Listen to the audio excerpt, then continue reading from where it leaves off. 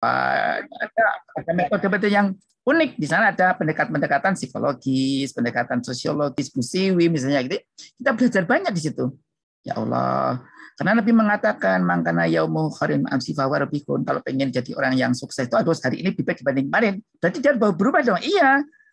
Agar berubah baca. Nah, baca tidak asal baca. Nah, supaya diberkahi Allah, berkah itu apa?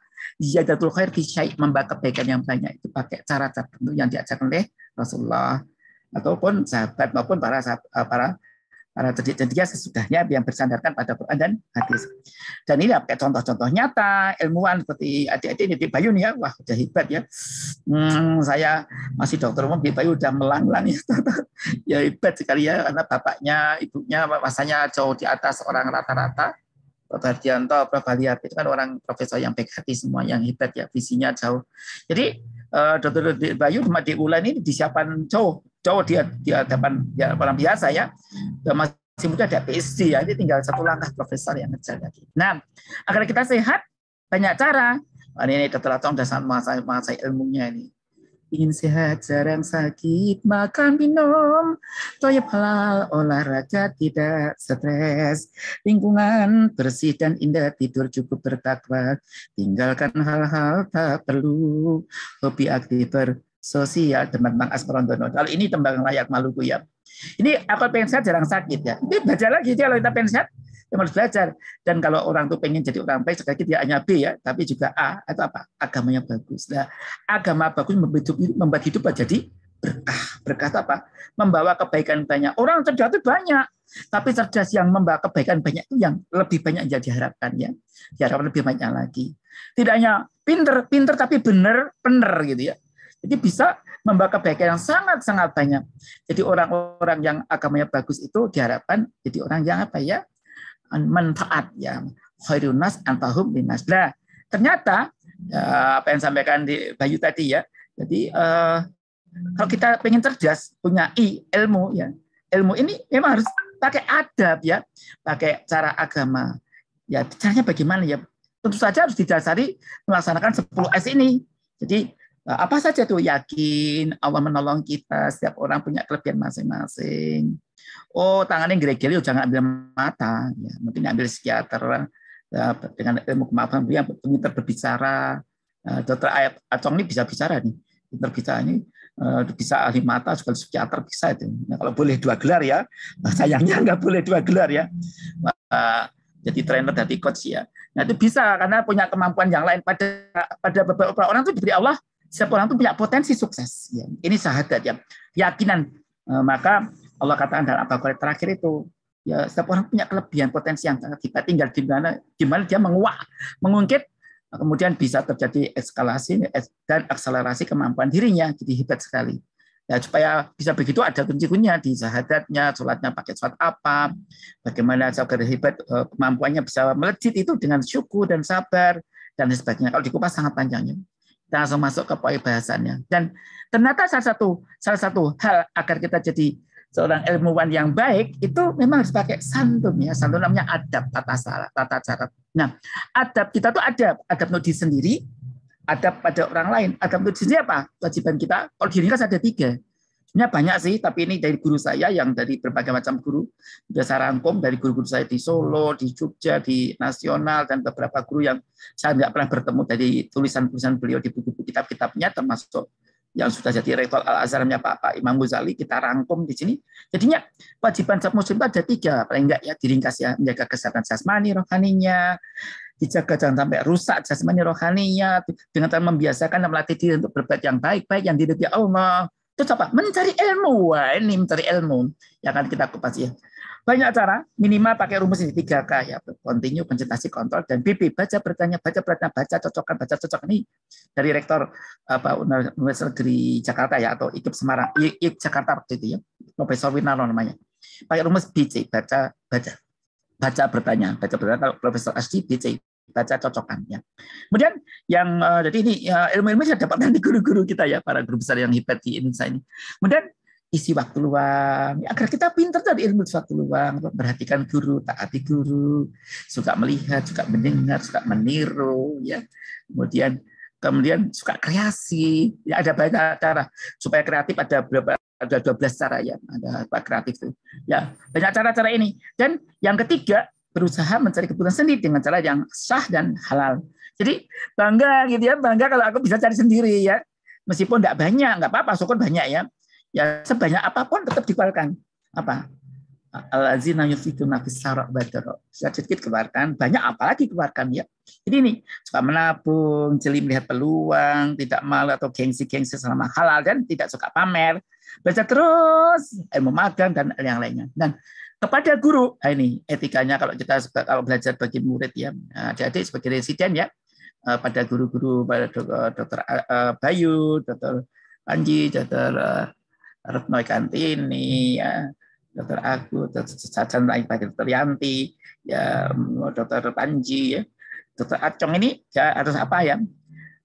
Guru itu seperti ayah ibu kita yang ada di lembaga pendidikan. Jadi dia tuh ya hanya begitu kita.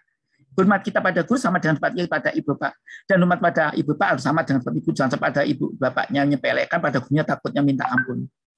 Yang ayah, ibu, dan guru itu levelnya selevel ya. Hanya kalau ibu lebih tinggi lagi. Nah, apa kewajiban kepada guru? Ya, taati perintah guru selama tidak usah berbuat maksiat. Apapun, kan nggak ada guru pengen menjurumuskan anak, nggak ada pengen guru menjurumuskan muridnya, nggak ada. Saya diajarkan guru saya namanya Ibu Baliarti ya. Bu Baliarti itu suka menolong ya. Saya ditolong berapa kali ya. Nah itu diajari. Dan mereka pengen anaknya itu sukses, muridnya sukses, anaknya teman sukses. Pengen bahagia kalau teman sukses. Silakan jadi lektor kepala jadi guru besar. Silakan dibantu. Jadi kebahagiaan apa? Karena guru itu nggak ada yang pengen menjurumuskan murid itu nggak ada. Apalagi kalau muridnya punya baik, guru pasti membuat aku bagus. Itu begitu baik sangka, khususnya nanti Allah berikan. Karena Allah itu memberikan apa yang disangkakan. Nah ini kuncinya ya. Pada guru berkata lemah lembut, jelas kepadanya, tidak kasar, bakti hormat, meskipun guru tadi tidak pensiun, tidak ngajar lagi ya. Bagi gurunya guru kita ya, itu udah nggak ketemu lagi. Adiknya mungkin nggak ketemu dengan Pak ya Dr. Gunawan dulu ya, nggak ketemu lagi. Kalau sudah pensiun, sudah di atas 75 tahun mungkin nggak ngajar lagi. Tapi adik itu menghormati guru-guru kita, Pak Kepala Departemen, ini yang buatnya beliau. Jadi kita kalau beliau guru kita, ini gurunya guru, ya kita hormat juga meskipun tidak pernah ketemu ya. Ya, termasuk pada istri guru atau suaminya guru. Nah, mencintai, mendoakan baik padanya, tidak merelakan dan menghinanya, dan kepada sama muslim kita menolong, meringankan masalahnya, minimal ya, mendoakan dan memberikan solusi kemana harus melangkah, meskipun kita nggak bisa membantu. Dan jawaban sama. Nah, sekarang kita masuk pada adab ilmu ya. Jadi ilmu itu kata Allah Taala ya, dalam surat Al-Mujadilah 11 tadi ya rafa'illahu alladziina aamanu minkum waladziina utul ilma darajatin. Allah akan derajatnya berilmu. Dan dalam surat Al-Zumar ya ketika jana Allah katakan qul yastawil ladzina ya'lamun waladziina ya'lamun. Apakah sama orang berilmu dan orang tidak berilmu? Jawabnya tidak sama. Itu sama. Dan wajib dari ilmu itu wajib hukumnya setiap yang aku berat dan betul bila ini faridatun ala kulli muslim. Wajib hukumnya. Ya. Dan saya tadi surprise ya di acara masih, masya Allah, merdu ya, hebat ya Allah, terharu saya. Kemudian nih ya Allah, jadi kita juga diajarkan juga apa? Habul amali ilawi ajmam wa inqola. Ternyata belajar itu ada strateginya. Dan kalau pengen sukses, dan belajar itu pakai rumus-rumus yang akan saya sampaikan ini. Pertama, ini dari beberapa tulisan para pakar, para ulama itu, pertama niatnya karena Allah. Jadi kalau kita niat karena Allah, tolebul ini wajib hukumnya karena Allah mengatakan dalam surat Al-Mujadilah 11 tadi, berarti apa? Ibadah. Jadi cari ilmu karena Allah dahului, maka begitu cari ilmu dapat pahala. Bahkan dikatakan banyak alim ulama berdasarkan hadis, bahkan kalau dia mati dari mencari ilmu, misalnya baru praktek kena COVID meninggal dunia, masuk surga sahid ya. Berangkat ke kantor, ke rumah sakit Sajito, ke rumah sakit dia berjaring, mau praktek pengabdian tadi, ya Allah perjami, kok kecelakaan, ada yang kecelakaan itu sahid surga jaminannya. Karena dia dalam akan perintahkan perintah Allah Ta'ala. Yang kedua belajar, doa belajar Rabbi zidni ilma, Rabbi zidni ilma, Rabbi zidni ilma, ini dalam surat Toha 117. Jadi karena ya Allah, saya belajar karena perintah Allah, saya akan menambah ilmu dan konsekuensinya, bukan bonus ya. Bonus orang menambah ilmu apa? Mendapatkan kemudahan hidup. Karena Nabi Muhammad mengatakan dalam hadis sifat as-saikon, likuli syai'in thariqun wa thariqul jannah al-ilmu. Segala sesuatu ada jalannya dan jalan ke surga, ke arah kebahagiaan. Kesuksesan adalah ilmu. Maka orang kalau pengen kaya ya ilmu kaya, ilmu sukses dalam karir ya ilmu karir. dalam melariskan praktek, ini yang kami susun baru saja nih. Ini proses untuk HKI-nya, ya agak laris dalam satu marketing bisnis apapun ada rumusnya. Dan saya S1 sekarang marketing itu ada rumusnya loh. Kalau pengen laris pakai rumus LARIS ya, laris juga ada rumus-rumusnya itu. Dan ini jasanya ilmu yang bikin Allah, hadis Nabi dan para cerdik cendekia. Jadi berdoa. Setelah karena Allah kita doa. Doa itu apa? Minta pada Allah. Kadang-kadang ya Allah, beli saya belajar dia diterangkan enggak dong. Satu saya yang terangkan malah dosen yang lebih junior malah dong. Ya Allah, ternyata metode mengajarnya cocok untuk saya. Meskipun dokternya senior itu sudah hebat, tapi yang muda itu lebih cocok. Bisa saja cocokkan. Saya tipe-tipe harus getak-getak baru pinter, ada alus jadi pinter. Karena tipe orang kan ada tipe maaf ya, disindir baca kroso, anak saya kudu digebuki itu. Nggak pakai nek dosennya alus-alus, rasa gebuk itu orang mlebu malah. Itu harus digasak oleh dosen yang gebuki itu. Makanya digebuk melejit ya. Ada orang tipe-tipe diancam baru hebat. Ada yang di kata halus hebat ya. Dan tipe orang nggak bisa dipaksakan itu. Memang itu dari sananya udah punya karakter. Kita hendaknya terus berdoa pada Allah. Allahumma inni as'aluka ilman nafi'ah. Ya, kita berdoa pada Allah. Ilmu bermanfaat ya Allah. Bersihkan thayyiban. Amalan mutaqabbalan. Boleh pakai doa yang lain boleh. Allahumma a'udzni bil ilmi wa zayyini bil ilmi wa taqwa wa jimli bil nafi'. Pakai doa yang ini kami lewat Tirmidzi. Itu yang kedua. Yang ketiga, sungguh-sungguh. Ya sungguh-sungguh. Jadi kita dalam apa saja harus bersungguh-sungguh ya. Ya sungguh-sungguh. Dan kita tuh boleh rakus dalam dua hal, kata Nabi Muhammad dalam hadis suatu hadis. Orang tuh nggak boleh rakus banyak, tapi rakus dalam hal itu boleh. Apa tuh? Rakus dalam ilmu itu boleh. Ya ilmu boleh. Tapi yang rakus yang dalam amal soleh itu boleh. Tapi rakusnya dalam rangkanya contohkan Nabi. Tapi kalau rakus dalam dunia nggak boleh ya. Jadi orang yang rakus dalam dunia tidak pernah kenyang ya. Tapi ini rakus yang nggak pernah kenyang, ada dua, rakus pada dunia, rakus dengan ilmu. Nah kalau kita dengan ilmu itu bagus ya. Kemudian yang keempat, tidak berbuat maksiat. Ya ini adik-adik dan senior-senior yang saya hormati, para sahabat-sahabat di Departemen Mata. Kalau kita kepingin ilmu kita bagus, bermanfaat, masuk itu dan bagus itu tidak boleh berbuat maksiat. Ya dengan teman, dengan adik kelas, kakak kelas, atau dengan siapapun, nggak boleh. Karena begitu kita berbuat maksiat apapun ya kecil-kecilan, ya itu gedean-gedean itu otak tuh dedel, lebih sedikit masuk. Meskipun masuk nanti gampang lupa. Jadi tolong ya jangan sampai kita, karena hati itu tutup apalagi melampaui batas ya. Yang kelima, rendah hati. Jadi kalau orang yang rendah hati itu insya Allah akan jadi bagus ya. Jadi rendah hati yang punya sifat merendahkan diri sendiri ya. Jadi meskipun hebat, tapi sikapnya rendah hati. Jadi karena dia tahu betapa di balik orang kadang-kadang kan ada orang yang pintar tapi nggak kelihatan ya. Ada orang-orang hebat tapi dia tuh diam, ternyata ilmunya banyak. Saya dulu punya guru-guru seperti itu ya. Kita punya guru-guru seperti itu, diam tapi luar biasa kemampuannya. Ya Allah. Dia motoriknya, bukan verbalnya. Ada orang verbalnya bagus, motoriknya malah kurang ada. Nah, kalau ada orang dua-duanya itu luar biasa ya. Dan kalau kita punya kelebihan, tolong rendah hati. Kenapa? Allah itu bisa mengambil kehebatan seorang dengan sakit. Hebat, stroke, langsung ilmunya hilang. Bisa. Stroke perdarahan atau stroke sumbatan yang luas ditambah dengan metastase kanker ke otak, udah bubar deh. Ya, atau kena IHA campur leukemia sudah bubar. Kita nggak boleh sombong, ya meskipun kita cerdik, cendekia ke apapun. Karena orang tuh, saya berapa kali merawat orang-orang yang guru besar-besar, sekarang terkapar nggak bisa apa, bisa aja nggak bisa. Ya Allah.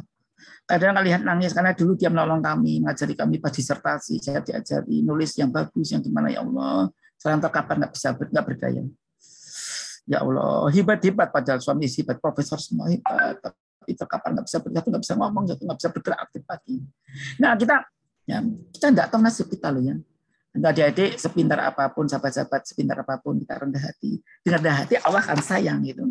Karena dengan sayang dan yang keenam, perhatikan penjelasan guru dan diamlah kalau dia mengajarkan. Jadi kalau kita menjelaskan, kita nggak boleh bicara sendiri ya. Nggak boleh bicara sendiri apa yang disebut dengan sesuatu yang nggak penting-penting. Kalau penting bisa kematian tuh.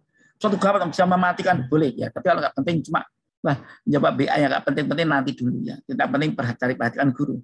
Ya guru harus ngajari, apalagi jadi asistennya, bisa operasi mata. Wah itu kan satu hal yang sangat rumit ya, halus sekali ya. Jadi perhatikan guru, cermat perhatikan penjelasan guru, apa diperintahkan guru, dan diamlah.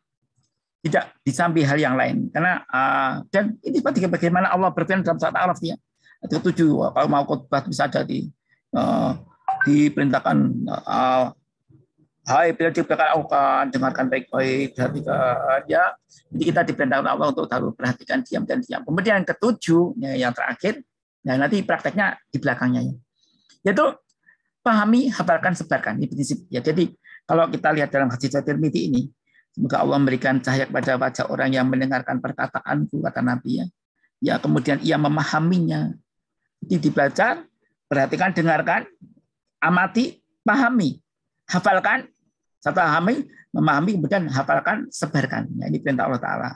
Jadi ini, dan hati-hati ya, ada orang yang betul sebenarnya dia paham, lebih paham dibanding orang lain, dan kita sebagai hati-hati ya, kadang-kadang ada orang yang ternyata lebih paham dibanding kita, dan kita perhatikan kata Nabi ini dalam hadis suatu peran ya, perumpamaan seorang alim yang mengajarkan kebaikan pada manusia, kemudian dia melupakan dirinya, tidak mengamalkan ilmunya, seperti lampu lilin yang menerangi manusia, tapi dia jadi hancur. Jadi kita dilarang di dalam surat 61 surat As-Saff ayat ketiga Allah katakan senakabur maqtanin dallahi antaqulu ma la taqalun. Sangat besar murka Allah kalau orang ngomong kok nggak ngelakuin. Nah, sekarang sahabat-sahabat yang saya sampaikan beberapa tips-tipsnya kalau kita pengen cerdas sebagai anak manusia agar cerdas ya daripada anak kita dan anak manusia yang lain, orang-orang dewasa yang kuat dan santun, kita pakai rumus cerdas ini ya. Jadi kalau pengen cerdas ini udah kami hakaikan ya. Jadi ada rumus cerdas ya. Pertama adalah kalau kita pengen anak kita cerdas, kita belajar apa saja tergantung bidang apa yang kita tekuni. Kalau mata misalnya teori-teori yang pakai metode cerita ya. Kalau dikupas ini waktunya pasti 2 jam ya satu ini. Ini nggak cukup waktunya nanti ya. Kita tinggal ada waktu sedikit ya. Nanti tanya jawabnya. Ya kita cerita. Nah, kalau kita pengen mengajarkan anak tentang cinta, sedekah, kita suatu hari ada seorang kakek yang bertemu dengan cucunya. Oh iya, iya. Wah kita dongeng dia. Anak kita. Terus gimana ayah? Nah, si kakek mamang pada cucunya, cucuku kembalilah sebentar cucuku. Ya kakek. Oh, kakek dialog dengan cucunya. Ya, di bawah pohon. Dia mengajak cucunya, kembali cucuku, aku mau cerita sebentar. Sesungguhnya kau itu orang yang hebat, anakku, tapi kamu belum tahu siapa kamu. Kakakmu, kakekmu, ibumu itu orang-orang hebat. Hebat apa kakek? Nah, pakai cerita-cerita gitu. Itu dengan mendung itu anak sangat senang sekali. Nah, kita bisa masukkan pesan-pesan kemampuan berbahasa, makanan, suka sayur, ya kita pakai cerita. Dalam cerita itu kita masukkan, kita sisipkan pesan-pesan. Nah, ya cerita itu banyak sekali. Ini yang dapat keluar psikologisnya pakai case, ya pakai kasus-kasus. Dan biasanya kalau kita ngajar pada residen, pengen mengesan pakai kasus ya. Nah, itu akan membekas ya. Kemudian kalau kita pengen cerdas itu jangan lupa cintai objek atau sesuatu yang kita tekuni itu sepenuh hati. Kalau saya menekuni penyakit dalam, supnya saya geriatri yang menekuni. Ya kalau saya mencintai ilmu lansia, karena lansia menurut saya ini ilmu masa depan. Siapapun kalau umurnya panjang kan tua pasti. Sehebat apapun dia akan mengalami penurunan. Nah itulah supaya tidak turun dan tetap bagus gimana ya. Nah kita belajar ilmu. Karena saya mencintai bidang ini mendalam gitu. Tapi ternyata belajar ilmu itu otomatis belajar ilmu anak. Kata siapa? Kata Allah gitu. Allah mengatakan dalam surah Yasin 68 ya, wa man aminu munakis fi qalbi apalah yaqilun. Dan barang siapa aku panjangkan umurnya, maka aku akan kembalikan dia sebagaimana awal kejadiannya. Jadi dia bisa apa-apa, dewasa hebat, tua itu seperti banyak meneh. Nah, ini ilmunya ternyata ada kemiripan. Sehingga kalau kita pakai ilmu geriatri, kita bisa pakai ilmu pediatri. Bisa agak dosisnya pun sama tak. Nah, ini status gusto, ada anak-anak juga sama, dosisnya rendah. Nah, ini. Dan kalau kita pengen belajar mengajar pada orang lain, kalau belajar ilmu itu ya pakai contoh-contoh. Ini cuma contohkan pada bagaimana Nabi itu. Al-Quran itu isinya adalah 70% kisah. Nah kalau kita pengen pintar ya dengan kisah. Ini ada dalam Al-Quran cara Allah mendidik manusia yang cintai sepenuh hati. Sebagaimana banyak ya. Ada orang yang cacat dilahirkan berarti tidak cacat. Ya Allah. cerebral palsy. Tapi ternyata umur 7 tahun hafal 30 juz. Saya malah nggak hafal. Ya Allah. Cerebral palsy loh bisa hafal 30 juz. Masya Allah. Subhanallah. Nah, kenapa? Si ibu menyayangi anak. Bahkan apa tuh? Halaman 7 sekian ayat. Teman bisa lihat di YouTube. Ya Allah, kita bisa nangis tuh. Ya Allah. Ternyata dengan cinta seorang ibu, anak bisa pintar, sangat luar biasa, bahkan melampaui orang yang terlahir IQ-nya normal. Kalah dengan yang cerebral palsy. Karena apa? Cinta ibu kepadanya. Seperti sama. Seperti penemu Thomas Alva Edison karena cinta orang tuanya. Cintanya Al-Sudes, ibunya Al-Sudes kepada Al-Sudes itu, Imam Al-Sudes itu, ya Allah. Sehingga sudah bisa menjadi imam jitil yang maksudnya lagi alhamdulillahirabbil alamin. Balang gitu. Itu kenapa? Tak dongak nakal banget atau kayak jadi imam masjidil haram. Akhirnya jadi benar. Nah, cinta orang tua itu bisa menjadikan anak istimewa. Cinta kita pada bidang ilmu membuat kita pintar. Cinta. Itu cara-cara Allah. Karena itu kalau kita pengen ya mencintai bidang yang kita tekuni ya, dan berikan contoh-contoh nyata. Contoh itu sangat penting. Makanya Nabi Muhammad seperti mengisahkan zaman dahulu. Kisah zaman Nabi Nuh bagaimana, zaman Nabi Ibrahim, Nabi Yusuf, Nabi Ismail, Nabi Ishak. Ini kisah-kisah luar biasa. Kita bisa ambil pelajaran dari beliau agar menjadi orang yang hebat. Dan kita yang kedua harus punya energi semangat ya. Semangatnya selalu makantar-kantar, selalu seolah-olah tidak pernah lowbat. Nah ini kenapa? Energi cinta. Jadi adik-adik ada sahabat-sahabat yang sayang kalau kita pengen jadi orang cerdas itu semangat itu, dan itu kunci adalah mencintai apa yang kita lakukan. Termasuk mencintai ilmu, mencintai kehidupan. Ya kalau kita mencintai kehidupan, jadi kita menjaga hidup dengan senang ya. Kita kerja di pasien itu apa? Memang senang kerja, senang menangani pasien. Kalau pasien bahagia itu bahagia, ya Allah. Pasien sembuh itu bahagia banget. Jangankan sembuh, diagnosa ketemu aja udah senang banget kok. Diagnosa ketemu udah bahagia, ya Allah. Separuh langkah sudah ketemu, pegang nih, tinggal satu langkah lagi terapi dan itu. Nah ini sahabat-sahabat yang saya sayangi, energi, gitu. Semangat tinggi. Dan kan itu Allah mengajarkan pada Nabi Muhammad. Apa doa? Allahumma arinil haqqal haqqal wajibni tiba'ah wa arin batila batila wajibni sutinaba. Kita berdoa pada Allah, ya Allah, tunjukkan pada saya yang benar itu benar adanya dan betul-betul tetap melakukannya kebenaran tadi. Ini biasanya kalau adik-adik yang belajar ilmu silat tapak suci ya, mesti doanya pakai ini. Ya. Pak Airhodin juga ajarkan doa tadi, Allahumma arinil haqqal haqqal. Kemudian doa yang lain ada yang lain supaya punya semangat tinggi adalah la ilaha illa anta ya muqallibal qulub tsabbit qalbi ala dinik. Juga boleh pakai doa ini. Itu doa yang lain. Bagaimana Allah mengajarkan pada Nabi Yusuf ya, Nabi Nuh ya juga bisa pakai itu. Atau Nabi Yusuf ya, Nabi Anjilimun dalam berkawan Nabi Nuh yang terkenal Nabi pakai doa itu mulai. Jadi sahabat-sahabat yang saya sayangi, banyak yang bisa lakukan. Kemudian apalagi kalau kita aspek klasik dalam mencari ilmu adalah rajin telaten. Nabi Muhammad mengatakan ahabul amali lawahi lawahi atbamu hawa ingkola. Abu Kalami juga ada doanya hadisnya mirip ya. Ahabul amali lawahi atbamu hawa ingkola. Amal yang dicintai Allah apa yang kontinu. Telaten kuncinya di situ. Nabi Muhammad telaten sekali mengislamkan orang bertahun-tahun. Begitu Nabi Muhammad meninggal baru masuk Islam. Orang Yahudi, kakek Yahudi yang suka meludahi itu loh. Gitu ya. Akhirnya masuk Islam, Nabi Muhammad itu baru masuk Islam. Karena ketelatenan Nabi nggak pernah gampang marah, tidak dendam. Nah ini benar apa? Ramah, menyapa, ya menyapa pasien. Kita dapat ilmu dari pasien. Kalau penyakit-penyakit yang unik-unik ya Allah, betapa kita melakukan diagnosis. Ternyata ya Allah, history illness-nya ya, lewat penyakitnya itu luar biasa. Memperhatikannya ya Allah, betapa dia menjaga retinoblastoma, ya Allah, glaukoma, ya Allah, itu kena glaukoma gimana? Sedih banget itu. Nah itu luar biasa ya, keramahan kita, ya menyapa, itu dapat mudah ilmu. Kita menyapa murid akan senang dengan kita. Guru yang ramah pada muridnya, maka murid akan dekat menambah ilmu sama masuk.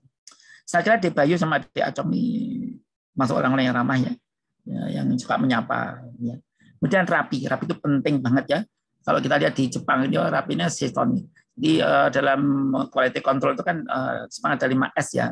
Seri, seton, seiso, seketsu, sesuke ya. Kalau di Indonesia diterjemahkan ringkas, rapi, resik, rawat dan rajin.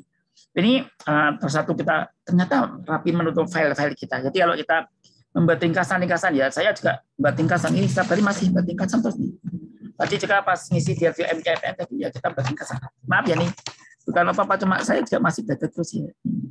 Jadi adik maaf ya, jadi belajar itu sepanjang hayatnya. Nah, sampai inci contoh ya. Ya, biar ini gitu. Nah ini buat ringkasan. Ini saya juga buat ringkasan terus ini. Ya. Nah, kunci-kuncinya apa ini dan tip-tip. Jadi kalau dikupas ini bisa setahun nggak rampung nih. Ini masih membuat ringkasan. Ini ringkasan ini. Kita banyak banget ringkasan. Ya. Nah, jadi kita ini banyak lagi ringkasan kan, banyak sekali ringkasan ini. Jadi apa? Kita nggak ngomong tok, tapi kita ngelakoni ya, kita memang ngelakoni. Kalau kita pengen itu buat ringkasan ini. Ada ringkasan satu ini bisa dipakai selama 1 tahun, 1 lembar tok itu ya. Kita punya 1 lembar itu. Ya itu topiknya itu nggak akan rampung dipakai 1 tahun, 1 lembar pak ya. Ini tadi juga ngeringkas lagi. Beberapa surat-surat ayat terpenting ya. Dan jadi kita juga meringkas ya. Nah ini apa yang kita sampaikan ya kita omongan saja kita lakoni ya. Hadis-hadisnya ayatnya apa lagi. Jadi yang saya ingin jadi rapi, ditata rapi, levelnya kita rapi. Kalau kita ngomong bisa agak runtut. Kemudian yang lupa kalau kita belajar dalam dari ilmu itu jangan lupa dana ya jerbasuki mobiyo dan aset yang paling mahal adalah anak yang pintar dan soleh. Jadi kita nggak ada istilah ya pakaian itu bisa kalah nomor 2, rumah itu bisa kalah. Tapi kalau pantian sama kesolehan itu nomor 1, tidak bisa tidak itu. Dan supaya soleh dan pintar itu jangan lupa kesehatan dijaga. Jadi sehat, soleh, pintar itu jadi satu level. Satu level. Ya, satu level. Bukan nomor 2, nomor 3 sama levelnya. Dan kita bersama siapa ini. Dan itu harus kita jangan eman. Kalau baju bisa kalahin ini baju ini. Mungkin di Bayu Mati atau juga sama seperti saya sering dapat baju pemberian orangnya. Ini baju paduan suara di Saksiton. Kemudian diajak diskusi, dialog. Nabi Muhammad sering mengajak sahabat-sahabatnya. Ya Rasulullah, yulina afdalu, siapa orang beriman paling baik ya Rasulullah, Rasulullah mengatakan asan khuluqan. Nanti Pak dialog. Diskusi. Jangan lupa didukung jerbasuki mau bio dan didukung ingat soal asung klodo emat jaman kasot tubuh dihandayani. Dan jangan lupa doa. Minta pada Allah, ya Allah, tahajud. Doa ya Allah Rabbi zidni ilma, pakai coba ya Allah jadikanlah saya paham mendapat ilmu ya Allah. Allahumma ini bidan wajib berhembatan takwa ya Allah. Allahumma jannibna mengkalata akhlak dan sebagainya. Minta pada Allah ya Allah. Kita dan jangan lupa jaga kesehatan, stimulasi. Maka Islam mengajarkan contoh bukan perintah ya. Nabi menganjurkan tidak sempurna iman seorang. Kalau ia itu tidur pulas dengan perut kenyang sama tetangganya kelaparan. Berarti apa? Seorang muslim harus suka silaturahmi melihat situasi tetangganya. Mungkin nggak punya lauk, nggak buka puasa ya nanti ya cocok buka puasa ke masjid yang ada makmumnya ya. Atau kita bawain kelebihan makanan untuk teman kita yang ini sahabat-sahabat yang saya sayangi. Jangan lupa kita jaga konsistensi dengan atau istiqomah dengan beberapa metode internal control maupun external controlnya. Apa tinggal 5 menit ya kita diskusi aja ya. Dan terakhir meskipun apa yang sampaikan ini secara cepat tadi mungkin ada yang masuk, ada yang tidak masuk, nanti akan saya kirim kepada panitia ya. Tapi yang jelas Allah berfirman dalam surat Fussilat ayat 46. Karena Allah mengatakan man amila sholihan falinafsihi man asa'a fa'alaiha wa marabbuka bidzulmil abidin. Jadi barang siapa berbuat baik dapat kebaikan, barang siapa berbuat jahat dapat kejahatan. Allah tidak berbuat aneh pada hamba-hambanya. Sebenarnya bakal ngunduh-ngunduh wangi pakai timing diwi-diwi. Mari adik-adik yang saya sayangi, sahabat-sahabat, para senior di tempat pen mata, mari kita gunakan 5 sebelum datang 5. Iktamin khamsan qabla khamsin. Sababuka qabla harumika. Baginaka qabla fakrika. Khayatuka qabla mautika. Dan seterusnya ya. Mari kita gunakan mumpung hidup sebelum mati, mumpung muda sebelum tua, mumpung sempat sebelum sibuk, mumpung kaya sebelum miskin, dan mumpung sehat sebelum sakit. Sekian saja dari saya. Assalamualaikum warahmatullahi wabarakatuh. Waalaikumsalam warahmatullahi wabarakatuh. Terima kasih banyak Dr. Probo atas materi yang telah disampaikan. Memang materi kali ini sangat relate sekali dengan kehidupan kita. Terutama banyak dari kita adalah dokter dan residen, bahwa menuntut ilmu itu dapat meningkatkan derajat kita, dan menuntut ilmu itu sendiri sangat baik sekali nilainya, bahkan berkali-kali lipat dengan orang baik biasa. Dan tentunya menuntut ilmu harus dibarengi dengan adab. Adab harus dengan ilmu, ilmu harus dengan adab. Orang yang beradab harus memiliki ilmu agar bermanfaat bagi orang banyak, dan orang yang ilmunya tinggi harus memiliki adab agar ilmu yang disampaikan itu bisa bermanfaat dan tidak nyeleweng kemana-mana. Begitu mungkin. Ini forum diskusi sudah kita buka. Monggo silahkan bagi peserta yang ingin bertanya kepada Dr. Probo. Bisa langsung. Saya jawab, kalau nggak bisa jawab, saya akan tanya pada guru saya. Ya, siap, dokter. Mungkin ini dari materi yang disampaikan oleh Dr. Probo, ini ada pertanyaan dari Dr. Alfia Fatma. Ya. Bagaimana kita bisa membedakan ilmu yang kita pelajari atau dapatkan ilmu yang benar dan tidak sesat? Terima kasih, dokter. Jadi membedakan ilmu, dokter. Ya. Ilmu sesat atau ilmu putih, ya, ilmu benar apa enggak benar itu lihat aja seberapa dia ada parameternya ya. Paling penting satu, bisa dilihat dari minimal 2 aja bisa dilihat. Gimana dia membuat sholat kita jauh terdekat, ya. Akidah kita makin bagus, ibadah kita makin kendor atau makin kencang. Kalau makin kencang, insya Allah ilmu bagus. Yang kedua, Allah kita makin baik atau makin tidak baik. Gitu. Dari 2 aja itu bisa kelihatan. Apalagi kita lihat pada yang lain lagi. Ada sandaran enggak pada Quran hadis? Kalau enggak ada sandaran, ada enggak ijma para ulama, qiyas para ulama?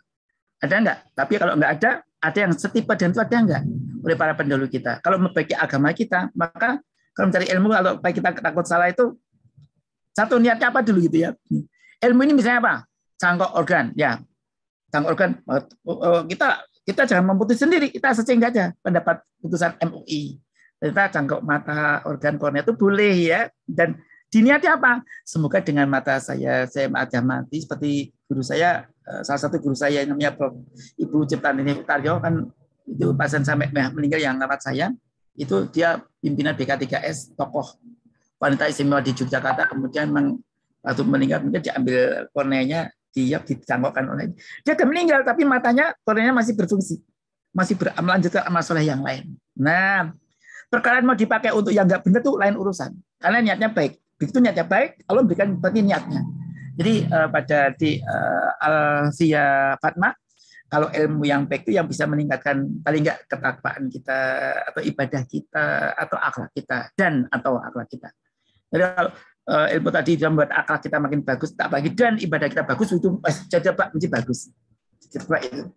Wah, karena kalau ilmu hanya sekedar membuat ekonominya meningkat tapi akhlaknya bejat, itu bisa menyesatkan.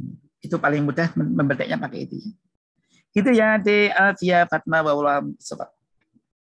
Baik, terima kasih banyak, dokter. Jadi memang ilmu itu, bahwa ilmu yang kita pelajari itu benar adalah ya kita harus lihat sendiri manfaatnya bagaimana. Kalau membuat manfaatnya menjadi lebih baik, ya tentunya itu berarti ilmu yang kita pelajari sudah benar. Mungkin begitu yang bisa saya simpulkan dari jawaban Dr. Probo. Ya tadi yang tadi ya, PIK tadi, PIK. Jadi kalau yang baik itu bermanfaat orang lain, bisa mengubah ke arah pendekatan kepada Allah. Jadi nomor satu memang kemanfaatan. Makasih. Terima kasih banyak, dokter. Ini mungkin tentang menuntut ilmu, dokter. Bagaimanakah? Karena kita kan banyak dokter itu harus menuntut ilmu bahkan sepanjang hayat. Bagaimanakah, dokter, kalau misalnya agar ilmu yang kita tuntut itu bernilai ibadah? Mungkin ini sangat relate sekali dengan kehidupan kita sebagai dokter dan presiden. Mungkin begitu, dokter. Ya. Jadi kalau ilmunya berarti ibadah itu, ilmunya kita kan banyak banget ya. Kita kumpulkan, makanya tolong ini 10 hari terakhir kan kesempatan itikaf ya. Misalnya itikaf itu saya buat tulisan macam ini, resum-resum. Bisa dalam hidup itu apa yang saya lakukan, dan apakah saya sudah melakukan perbuatan yang baik-baik yang diperintahkan Allah dan Sunnah. Itu kan pakai toolnya itu pakai BIK tadi. Ya, ada sifat tabel-tabel ya. Saya sejak tahun 87, kemudian saya dulu kan ngajar anak-anak mahasiswa ya. 83 saya mulai terjun dakwah, kemudian 85 bikin buku, 87 itu bikin buku saya, buku yang saya susun, bukan ngarang saya, tapi saya susun dari berbagai sumber. Itu 87 kita bikin buku-buku, dari situ kita bisa dirapiin tuh. Ternyata kita jago kurang ilmu saya di mana-mana disusun, makanya kita pakai kisi-kisi yang jelas. Jadi orang yang pintar cerdikan sebelum kita misalnya buku agama Islam kita baca pakai tulisannya Profesor Dr. Miftah Farid ya, Guru Besar Agama Islam Ketua MI Jawa Barat yang membimbing dosen agama macam di IPB, ITB dan UNPAD. Nah, itu kan bagus ya. Itu dulu buku satu yang paling bagus ya beliau. Nah, kita susun, kita rapikan. Dan ini saya besarkan. Saya punya banyak ini. Saya copy, saya besarkan ya, supaya saya belajar dan anak-anak saya semua, adik-adik saya, kakak saya bagi semua. Jadi level kita sama. Ya, level kita sama. Dirapiin file-filenya. Akidah apa yang dikuasai, syariat apa yang dikuasai, akhlak apa, jadi hukum-hukum waris apa yang dipelajari, puasa apa saja, agar tahu Pak, jadi dalam bersosial apa yang dipelajari. Jadi itu standar kita. Nah, kita juga bisa bikin sendiri dari berbagai macam sumber. Kita bikin buku-buku yang seperti ini HKI juga ini. Bagaimana jadi bagian ini ada, kita sudah proses ya. Jadi udah ada HKI, ada berapa belas yang HKI kita. Dan kita masih banyak, ada sekitar totalnya ada sekitar 70-an ya. Ya, kita setiap bulan minimal ya kita target setahun minimal 1 buku ya. Nah, kalau video kita setiap minggu bisa bikin 1. Jadi berbagai macam sumber. Ya, jadi adik supaya kita tuh bagus, filenya kita tata rapi, terus kita rujuk dari Quran dan Sunnah. Ini Al-Quran yang saya Al-Quran dan Sunnah. Ya. Jadi kita bisa pakai Al-Quran pun kita mungkin tidak puas ya, kita pakai kata per kata seperti ini juga bisa. Ya. Nah. Jadi kita saya kata per kata dan sebagainya. Jadi kita terus belajar terus karena kita kadang sempat berguru, kadang nggak sempat ya, kita dari guru-guru berpesan kita tunaikan pesan-pesan guru kita sudah meninggal dunia. Jadi gitu Dek, banyak dirapiin itu nanti kita punya standar itu, dan supaya ilmu nggak lupa harus kita tata ulang, kemudian kita amalkan, kita sebelaskan. Makanya pesan Nabi tadi jangan seperti lilin, kita bisa ngajar tapi nggak ngelakoni, hancur tubuh kita, hancur jiwa kita. Maka kita sedikit apapun, kalau saya berdakwah itu ya harus memilih diri saya sendiri. Anak saya 6 ya, maka saya harus di anak saya, istri saya, adik-adik kakak saya, keluarga saya, bapak di besan saya, mertua saya, bahkan mertua saya itu objek pengajian. Orang tua kita juga, ayah ibu kita pintar bidang, tapi kalau untuk bidang agama bahkan agak kurang. Meskipun ibu saya ngajinya bagus, tapi ilmunya kurang. Kita transfer ilmu. Jadi di saat mengajar, ibu saya memposisikan aku murid gitu. Sama. Kalau saya pas dalam posisi tertentu saya jadi murid. Nah, itu yang mau anak saya.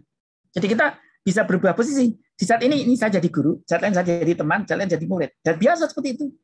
Biasa. Nggak perlu malu, nggak perlu gengsi, nggak usah gengsi-gengsian. Karena dalam agama Islam itu, bahkan yang muda itu bisa jadi imam. Kalau dia hafal 30 juz, hadisnya juga banyak, saya kalah, dia berada jadi imam, saya jadi murid. Tapi yang tertentu mungkin saya lebih dalam, saya jadi guru di sini. Gitu Dek. Jadi posisinya kita adil ya, bisa berubah posisi gitu. Tidak kaku, dan kita harus rendah hati. Kunci itu yang diajarkan oleh Rasulullah. Baik, terima kasih banyak dokter atas jawabannya. Ini udah mulai banyak lagi dokter, ini ada pertanyaan lagi dokter. Apakah ada tips agar kita semua bisa terus gigih dalam menuntut ilmu? Mengingat ilmu yang dipelajari kadang sangatlah sulit. Nah, ini mungkin dari dokter Rangga ya, mungkin ada sedikit curhat mungkin ya. Monggo dokter Bobo. Gimana? Agar kita semua terus gigih dalam menuntut ilmu, walaupun ilmu yang dipelajari kadang sangatlah sulit. Oh iya. Di Rangga Atailanya. Apakah ada agar kita terus gigih untuk ilmu yang belajar kadang sulit ya? Ya, gini aja banyak gini. Ada ilmu telan dulu. Ada ilmu telan dulu ya. Ada ilmu, karena kita belum paham, telan aja dulu. Jadi guru kita ngajarkan, ini bagus tapi sebelum masuk telan aja dulu. Boleh, nggak apa-apa. Nanti sambil cari rahasianya. Kadang rahasia ilmu tadi didapat dari adik kelasnya. Ya, adik kelas. Dan kadang-kadang dapat dari perawat. Kadang kita dapat ilmu masalah NGT itu teori macam-macam, tapi ilmu dapat dari perawat ternyata saya dapatnya. Ilmu heting itu macam-macam, tapi ilmu dapat dari bidan mana saya itu. Bukan dokter yang ngajari saya. Bukan dokter bedah ngajari saya. Nah, kan itu kalau kita sebagai residen toko asuh kesempatan belajar pada para senior. Perawat itu pintar-pintar tuh. Dok, kalau dokter Diki, dokter Tata itu mau dari ngenten, dokter Prof Harjon ngenten, Agus Patoto, dokter Yanti Niki, dokter Nokantini ngenten, ini kalau dokter ini itu dapat ilmu dari perawat. Ya, kita baik-baik dengan perawat. Karena kita statusnya residen kan murid ya, tamu yang jadi murid nanti tamu ya. Kita tadi jangan aku dokter dia perawat. Oh, ronggaruan. Dia punya ilmu banyak. Apalagi mereka ada yang sudah S2 itu ya. Mereka kan mahir, ada yang mahir bidangnya tertentu. Misalnya di Sarjito itu ada perawat mahir haji, itu ilmunya residen habis tuh. Enggak ada apa-apanya, kalah. Ya. Dan main-main dengan residen mereka, apalagi S2 dia pakai mahir dialisa tuh, wah, itu ilmunya residen aja yang ambilkan konsultan aja bisa kalah dan ilmunya dan beliau ya. Karena alhamdulillah perawat itu banyak yang dokter ya sekarang. Jadi saya bersyukur. Jadi kita jangan kalau jadi murid itu harus dilosor, jangan sombong. Pokoknya bersikap setiap yang ini gelas yang selalu kosong. Siap cari ilmu, ngangsu di Bayu, ngangsu di Ajong, ngangsu di Wandi, ngangsu di Tatat, ngangsu. Kalau perlu ngangsu pada muridnya, iya. Saya ngangsu pada di Rangga, mungkin di Arif Kusuma, ya muridnya nggak apa-apa, di Ganjar, cari presiden nggak apa-apa. Murid, padahal kita belajar pada diploma, nggak apa-apa. Saya belajar ilmu laborat yang bagus pada teman saya nyanyi di laborat itu pinter banget itu. Dia mengarang buku udah berapa buku ya. Padahal itu bukan patologi klinis, dia teknis laboran ya, tapi pinter sekali ya. Nah, misalnya gitu ya. Jadi kalau kita ilmunya sulit, kadang dia tanya pada orang yang justru yang perawatan. Di kedokteran itu banyak sekali ya. Di luar negeri kan banyak. Para guru besar dari perawat itu justru bukunya sangat komunikatif. Jadi kalau adik belajar pakai ilmu populer atau ilmunya yang bikin perawat itu bagus. Profesor perawat itu bagus-bagus. Dan rangkanya enak. Ya itu. Jadi kalau kita sulit, cari ilmu. Bahkan kalau perlu kita pakai ilmu standar di bawah dokter, nggak apa-apa. Nanti itu kembali kepada awal lagi. Dan kadang-kadang ada orang yang pinter ilmu banyak. Berarti Dr. Hartono kan pinter ilmu genetika. Nah, itu tanya pada dokter itu kan seolah-olah perosokan hidup ya berjalan. Kalau di penyakit dalam di UGM tuh, jadi penyakit dalam kami itu Profesor Asin itu terkenalnya. Kalau di Bakil Mata Dr. Hartono ya. Jadi masing-masing punya kelebihan. Jadi terima dulu adik, minta pada Allah, ya Allah paling dong ya Allah. Kadang-kadang ya Allah belajar bertahun-tahun dongnya pada 1 tahun baru dong. Ya nggak apa-apa. Itu kalau ilmu ya, kalau skill kan enggak. Sudah tuh ikuti aja guru. Kalau skill ya, ngiris, jahit itu kan ilmu skill. Itu ikuti guru. Karena ada guru nggak pintar teori tapi tangannya bagus. Ikuti guru aja. Gitu deh. Awam bisa. Baik, terima kasih banyak dokter. Ini ada jadi Andin ya. Baik dokter. Ada satu pertanyaan terakhir dokter dari Dokter Andi Asadi. Ya. Assalamualaikum dokter, semoga senantiasa sehat dan semangat. Izin bertanya, manusia tidak ada yang sempurna, termasuk mungkin guru kita. Yang ingin kita tanyakan bagaimana adab kita sebagai murid jika mengetahui ada guru kita yang mengajarkan hal yang kurang baik, secara langsung maupun tidak langsung. Mohon asupannya, terima kasih. Ya, guru nggak sempurna, kita murid lebih tidak sempurna. Kagumi guru di kebaikan-baikannya, yang tidak baik kita tidak ikuti. Kata-kata rumusnya tadi loh. Tapi kan tadi saya katakan ya, bahwa etika mencari ilmu ada beberapa kuncinya ya. Etika, maaf ya, ini sebentar. Ini, jadi kalau guru tadi menyuruh tidak berbuat ya nih, kewajiban kepada ayah ibu dan guru, mentaati perintah selama tidak berbuat itu maksiat, kita nggak usah ikut. Yo, dengan alasan apapun, gitu deh. Selama itu tidak benar, nggak saya ikuti. Membuat rusak, nggak ikuti. Tapi bahasa yang santun, ya santun. Alasan sibuk, alasan apapun dia buat alasan ya, ini kita nggak tunaikan perintah itu. Itu membahayakan. Gitu ya.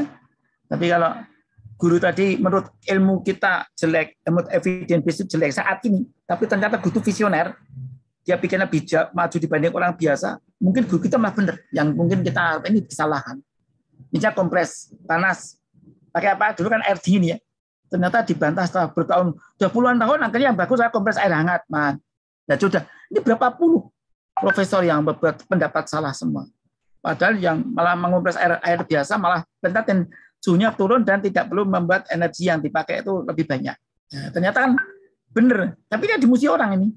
Ya, jadi kadang-kadang ilmu yang dianggap salah itu, maaf ya, mungkin jujur dia lebih benar. Cuma kita belum nyampe aja.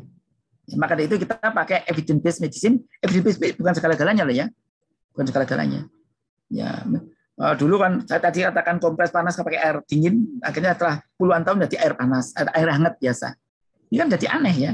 Jadi puluhan tahun diakui kebenarannya. Coba itu protap, maaf itu ya, protap COVID itu kan berubah-ubah kan protapnya itu.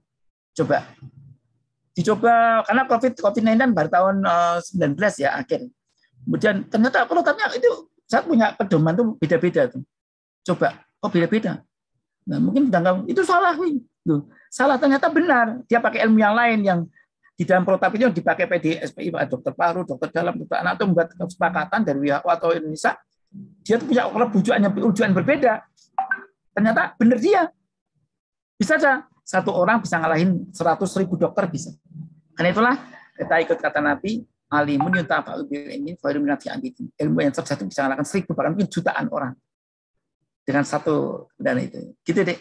Jadi kita selama itu benar minta pada Allah ya. Ya Allah, kalau kita bingung, ragu-ragu minta. Namanya surat istiqoroh. Ya Allah, tunjukilah saya yang benar itu benar nantinya. Kita minta pada Allah agar kita diberi petunjuk ya. Kadang-kadang kita bingung, kon milih loro piye iki ya, iki po iki ya, ya Allah. Nah, sama. Mau tesis, mau judul tesis atau disertasi itu istiqoroh dulu ya. Mungkin bagus menurut dia, tapi bagus saya, tapi ternyata ini tidak visioner depannya. Kepadaan kita kan masih belum jauh mungkin ya. Allah bisa gitu deh. Terima kasih banyak Dokter Probo atas jawabannya. Jadi gitu ya, mungkin ya sebagai manusia memang kita tidak ada yang sempurna, tapi kita terhadap guru kita memang harus tetap kita jaga. Okay? Karena keterbatasan waktu, mungkin banyak sekali dokter pertanyaan yang ingin disampaikan dari peserta karena memang materinya sangat relate sekali dengan kehidupan kita semua. Tetapi karena keterbatasan waktu, sampailah kita pada ujung acara pada sore hari ini. Semoga ilmu yang sudah diberikan kali ini bisa bermanfaat untuk kita semua. Kami segenap panitia yang bertugas dari Karomah pertama, kedua, dan ketiga ingin berterima kasih sekali kepada para pembicara, para panitia, dan para peserta atas waktu dan ilmu yang telah diberikan, dan juga antusiasme untuk mengikuti acara ini dari yang pertama sampai akhir ini. Akhirnya, saya, Arif Kusumawardana, beserta panitia, pamit undur diri. Sampai jumpa lagi pada acara Karomah berikutnya. Sebelum kita tutup Karomah hari ini, mungkin ada sesi foto dari tim IT. Monggo dipersilahkan.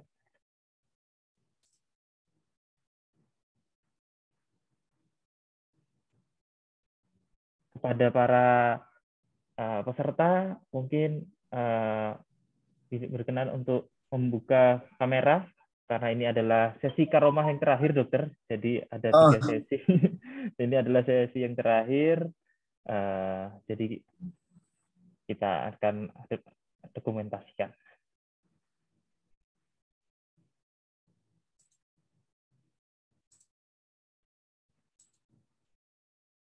Satu, dua, tiga. Lagi. Yang kedua. 1, 2, 3. Oke, yang ketiga, terakhir ini.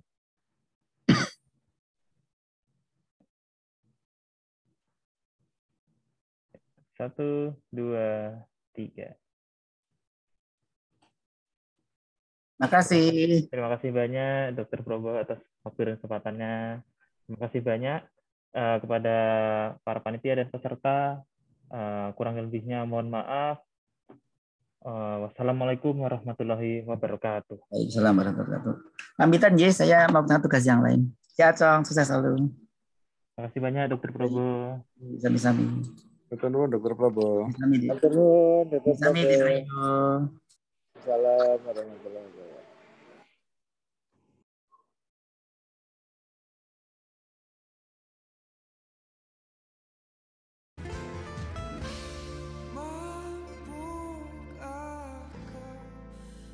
Berbagi